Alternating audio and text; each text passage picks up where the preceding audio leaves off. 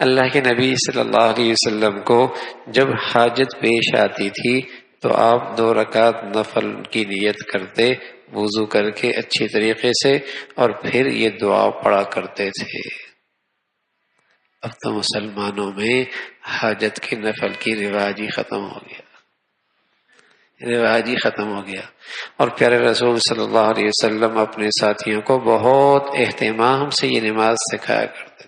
کوئی حاجت ہوتی 2 رکعت نماز میں اللہ سے حاجت پوری کرتے۔ اب تو اسباب کی دنیا اور مادیت نے ایسا گھیر رکھا ہے، مادیت نے ایسا گھیر رکھا ہے کہ اس غیب کی شان پر اور اس خزانے پر اور اس قدرت پہ نظر جاتی بھی نہیں کہ وہ بھی کچھ کر سکتا ہے۔ ساری توانائیاں اور ساری صلاحیتیں اور ساری نظریں انہی مادی اشیاء پہ چلی جائیں۔ یہ ہوگا تو یہ ہوگا، یہ ہوگا تو یہ ہوگا، یہ نہیں ہوگا تو پھر یہ نہیں ہوگا۔ اللہ کے نبی سبحان اللہ، اللہ کا نبی صلی اللہ علیہ وسلم سے بڑھ کر دنیا کی حقیقت سے اور اللہ کی قدرت اور طاقت سے باخبر اور کون ہو سکتا ہے؟ آپ کی زندگی میں جب کوئی حادث پیش آتی تو آپ نماز حاجت پڑھا کرتے تھے، نماز حاجت پڑھا کرتے تھے، اور اس سے بڑی تسلی ہوتی ہے، اس سے بڑی تسلی ہوتی ہے کہ اللہ سے حاجت مانگی۔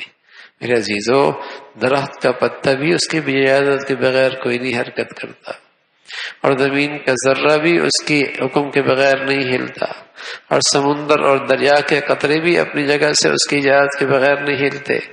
تو میری حاجت دنیا میں اس ذات کے سوا کون پوری کر سکتا؟ تو پہلے اس کا در کھٹکھٹانا چاہیے نا۔ ٹھیک ہے، تدبیر بھی اختیار کریں، اسباب بھی اختیار کریں، تدبیر بھی اختیار کریں، اسباب بھی اختیار کریں، لیکن نماز حاجت کے ذریعے اس کے در کو دستک تو دے دے اور اس کے سامنے اپنی حاجت تو پیش کرے۔ بیماری ہو گئی، حاجت کے نفل پڑھ لی، کوئی رکاوٹ ہو گئی، حاجت کے نہیں، یہ تو رونا ہے، پیٹ رہے ہیں، بندش ہو گئی، بندش ہو گئی، بندش ہو گئی، عاملوں کے گرد چکر پہ چکر ہیں، نہ جانے کیا کچھ ہے، لیکن حاجت کی نفل کی توفیق کوئی نہیں۔ ارے میاں نماز حاجت پڑھ، چونکہ یہ پرانی بات ہے نا، کوئی پرانی بات، کوئی نئی بات ہونی چاہیے تاکہ میں وہ وظیفہ کروں۔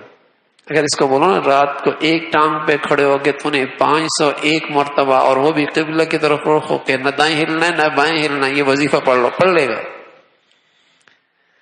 اور جتنے وظیفے میں پابندیاں زیادہ ہوں گی بولے گا اتنا بڑا وظیفہ ہے۔ جتنے وظیفے میں پابندیاں زیادہ ہوں گی کہ اس رنگ کے ساتھ لکھا ہو اور اس کلر کے ساتھ لکھا ہو اور اس زعفران کے ساتھ لکھا ہو اور اس کو اس طریقے سے رکھنا، جتنی پابندیاں زیادہ اتنا اہتمام زیادہ۔ اور بھائی نماز حاجت پڑھ، یار یہ تو پرانی بات ہے نا، یہ تو پرانی بات ہے، اس کا اہتمام۔ ارے میرے عزیزو، جو نبی کی سنت میں تاثیر ہے وہ کسی چیز میں تاثیر نہیں، جو پیارے نبی صلی اللہ علیہ وسلم کے عمل میں تاثیر ہے وہ اور کسی چیز میں تاثیر نہیں ہے۔ بندش ہو گئی، رکاوٹ ہو گئی، مسئلہ کھڑا ہو گیا، پریشانی آ گئی، اللہ کے نبی صلی اللہ علیہ وسلم نے امت کو وظیفہ دیا ہے، نماز حاجت کا اہتمام کرو، وظیفہ دیا ہے، دعاؤں کا خوب اہتمام کرو۔ اللہ کے نبی صلی اللہ علیہ وسلم نے عمل بتایا ہے، صدقہ دے دو، خیرات دے دو۔ یہ اللہ کے نبی صلی اللہ علیہ وسلم نے اللہ کا در کھلوانے کے طریقے بتائے ہیں۔ اللہ رب العزت اس کا اہتمام نصیب فرما دے۔